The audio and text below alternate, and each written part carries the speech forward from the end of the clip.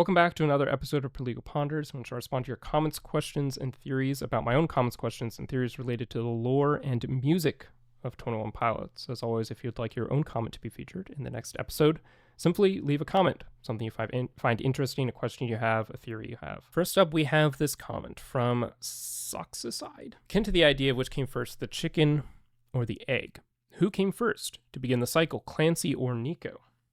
Obviously, the idea of blurry face was introduced and stressed out as Tyler or Clancy's insecurities, but then became an entity separate from Tyler or Clancy. More Clancy after the Blurry Face album. Tyler became more Clancy after the Blurry Face album. It also becomes implied that Nico / Blurry Face is the strongest entity since Clancy always fails to defeat him, and then City Walls happens. And it's implied that Clancy wins by either becoming Nico or fusing with him.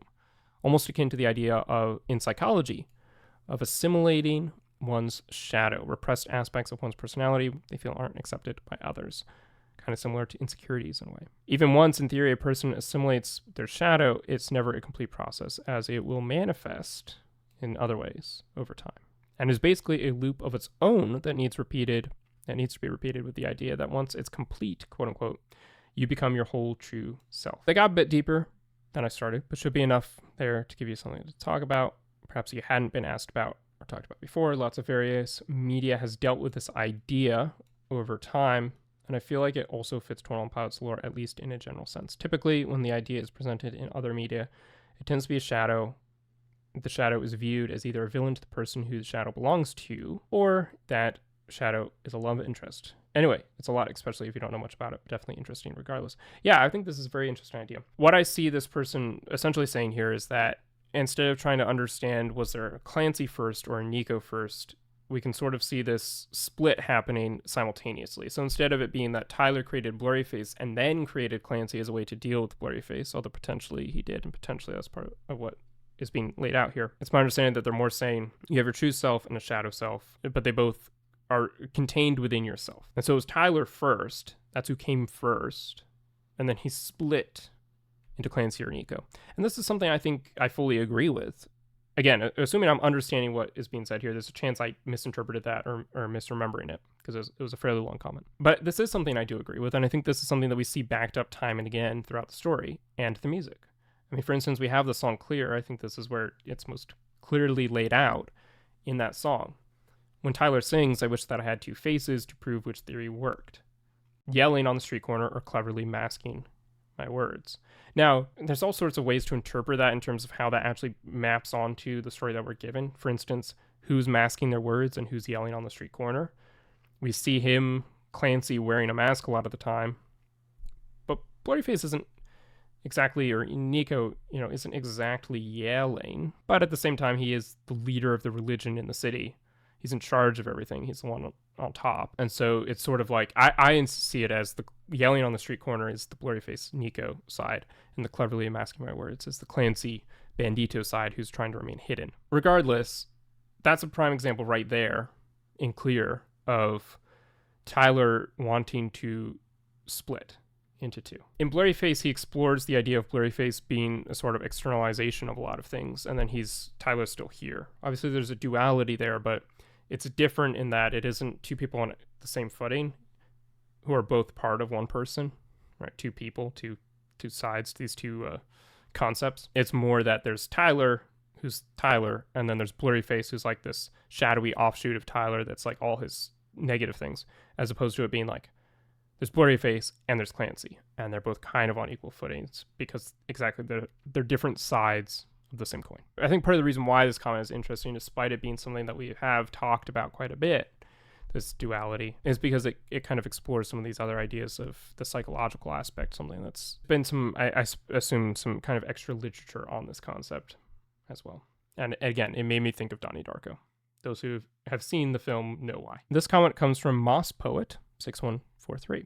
It's maybe just something that would get answered with time, but I've been wondering how Clancy managed to trick Nico into taking him outside the walls in the I'm Clancy letter and the Heavy Dirty Soul music video, and how this connects to what Clancy and Nico represent. This is a tough question. It's another one of those instances where we see a disconnect, obviously, between the letters and the music videos and the I'm Clancy video.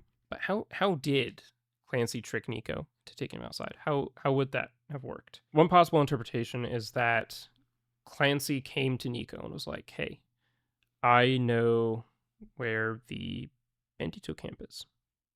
If you take me outside, I'll show you. Something like that. Not actually intending to betray the Banditos, but just using it as a ploy to get outside the walls. Another thing I think is interesting, I didn't come up with this theory, but I saw it floated around during the Clancy era, and I think it's compelling. That the I'm Clancy video and the inconsistencies in that, and some of the things we see in the music videos, are a result of Dema tampering with what we receive as an audience. And so there's a possible idea that the whole story of him tricking Nico into taking him outside the walls is a complete fabrication and never actually happened. And it's kind of a red herring to distract us from what really did happen. We get the evidence for that moment in Heavy Dirty Soul for the fact that Clancy tricked a Bishop class operator out there to take him out there. We get that from Dema itself. Now, I'm not saying I'm fully sold on this theory and that this didn't actually happen. Certainly, so much of what we see after the events of Heavy Dirty Soul require Clancy to have been taken outside the city limits in a car. But I think it's an interesting way of looking at it, that what we were told isn't really what happened. Like, maybe he didn't trick Nico into taking him outside the walls. Nico forced him outside the walls for some reason. We think about the Banditos and the I'm Torchbearer video. It says, we are banished from the city of Dema as Banditos.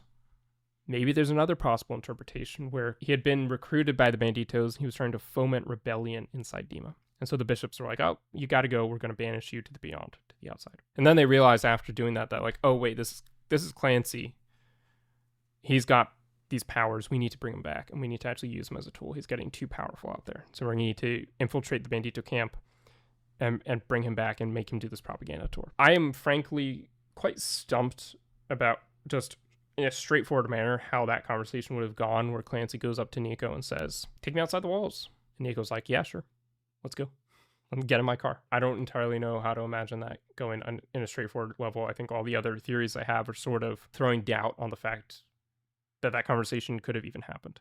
I guess one other sort of indication towards this comes in the song Leave the City, when he says it's only time before they show me why no one ever comes with the details back, why no one ever comes back with details from beyond. And so maybe there's a sense in which he sort of was like, you've got to tell me why this is happening. And the bishop was like, okay, let me take you out and show you why no one comes back from this vast wilderness of trench that's no one can survive. You have to stay in Dema because this wilderness is too treacherous, as opposed to letting the Bandito propaganda play on Clancy and give him the rebellion theory for why no one comes back. The bishops were worried about him being subverted by the rebellious propaganda, and so they wanted to tell him themselves, wanted to give him their own story. All right, next we have another question from Moss Poet. Yeah, 2 in a row. Very nice. This is a question for Ponders, if this is the right place to put it.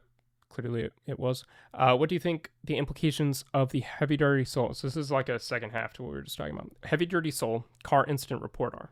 That's the evidence. It says the Bishop class operator was never found. And then the I'm Clancy letter says Clancy tricked Nico into taking him outside the walls. Is this implying Clancy kills Nico in Heavy Dirty Soul, but then he gets replaced? So no, I don't think this is implying Clancy kills Nico. I think that would really change the story in a lot of ways if that were true.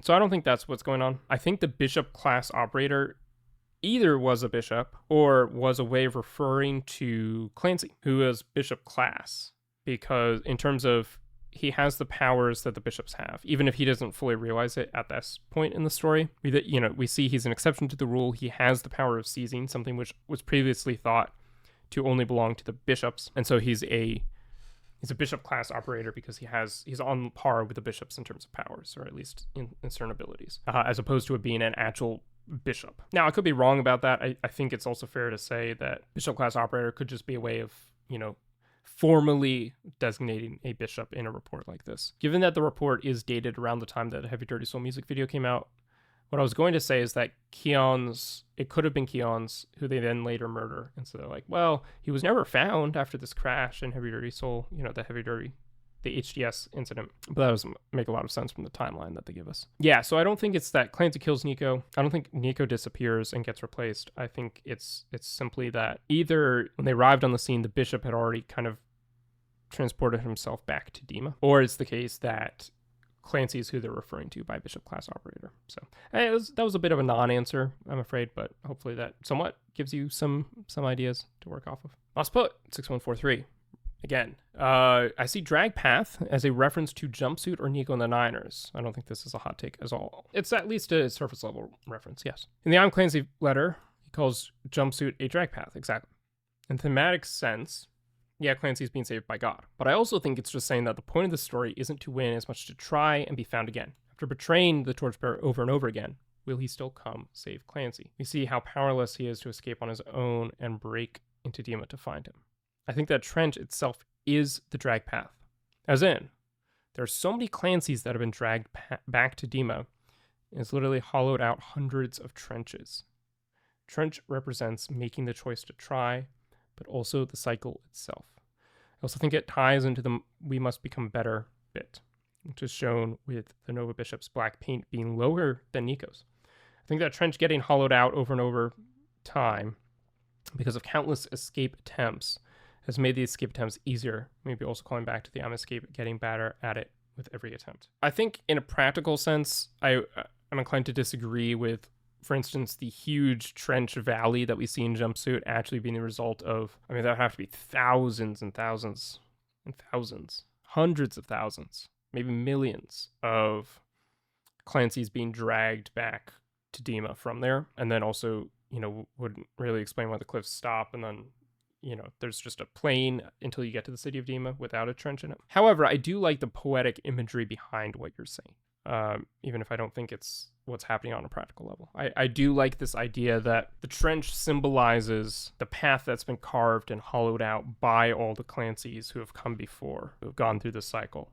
and have left this path, this evidence, and all of this drag path for people to use as evidence to come and ultimately win in this fight, in this attempt to break free from the cycle. So do I think on a practical level that these trenches that we see, these valleys that we see in the landscape of trench are practically, physically, actually, in a real sense, a result of hundreds of thousands of drag paths? No, but I do think in a poetic sense, you did capture the sense of something here, which I really like. It's just more, I see it more as a poetic, metaphorical sense as to why trench is referred to in that way. Next, we have a comment from Ben Broyo. I got a question for Perligo Ponders. So I've recently rewatched the Scaled and Icy live stream, and I was wondering, why are Tyler and Josh referred to by their real names? Shouldn't they be Clancy and the Torchbearer since it's taking place in Dema? Basically, what I think is happening here, although it's something that we don't really know for sure, it certainly is one of the weirdest parts in a lot of ways of the Scaled and Icy live stream, although there are a number of kind of fourth wall elements to that. But I think the Good Day Dema hosts addressing Tyler and Josh, or Tyler and referring to Josh by their first names, seems to signify that Clancy and the Torchbearer are titles in a sense. No, not titles in the sense that people commonly think of them as being. Clancy isn't a title in the sense that multiple different citizens of Dema have taken on the role of Clancy. That's a theory that's out there. I disagree with that. I think it's a title in the sense that Tyler, a citizen of Dema, time and time again goes through this cycle as Clancy. He takes on the role of Clancy and the title of Clancy, and it's always him. It's always Tyler who does this. And the same thing for Josh. Josh is the Torchbearer. He's the Bandito who continuously takes on the role of Torchbearer, and I don't really think he's going through his cycle in the same way. I think he's just always been the Torchbearer, and there aren't multiple versions of him in that sense, in a physical sense. Again, there's multiple versions in another sort of psychological sense when it comes to Clancy's own subconscious projection of the Torchbearer. So that would be my understanding as to why this is. Everyone refers to Tyler and Josh as Clancy and Torchbearer because that's how they're commonly known. But the reality is their first names are Tyler and Josh. Then the final question for tonight's Perligo Ponders is from Callie the Bandito. Perligo, I have a question for Perligo Ponders. How do you think the Banditos got all of their resources? For example, the tents. I've had this thought in my head recently. I watch videos all the time in school. Thank you. How do they get their resources? I think it's probably a mixture of different ways. Some of it's probably scavenging stuff. Probably some of it is supplies that they bring with them as they escape the city, or as they make forays into the city. think it might be fair to say that sometimes they meet up with sympathizers to the rebellion, right? Like, it seems like from what we see Nico and the Niners, the Banditos have tunnels through which, and we see this in Paladin Strait too, through which they can get into the city. They have an access to Dema that the bishops either don't know about or don't really police. And they're able to come in and out. They're able to grab Tyler or Clancy, for instance, and bring him out of the city. And so they can also probably use that to go in, grab supplies, get resupplied by people, rebellion sympathizers within the city, and then bring it back out to the Bandito camp and things like that. So that could be one way. Some supplies they probably brought with them when they escaped. Some supplies they might be able to find out there. And then some, I think they just smuggle out of the city as they need them. In terms of food and things like that, I assume they just hunt in the wilderness. I don't know how much they're really smuggling out stuff from the city all the time. That wouldn't be very sustainable as a long-term practice. But in terms of like, maybe once a year they need to get some canvas out of the city to use for tents. They could probably make that work. Anyway, with that being said, that brings us to the end. Thank you for watching. If you would like your own comment to be featured in the next episode, simply comment something interesting down below. Feel free to flag it as Perligo Ponders if you would like, but clearly I don't just pull comments with that flag. And I look forward to seeing what everyone has to say in the next episode. These are always a lot of fun.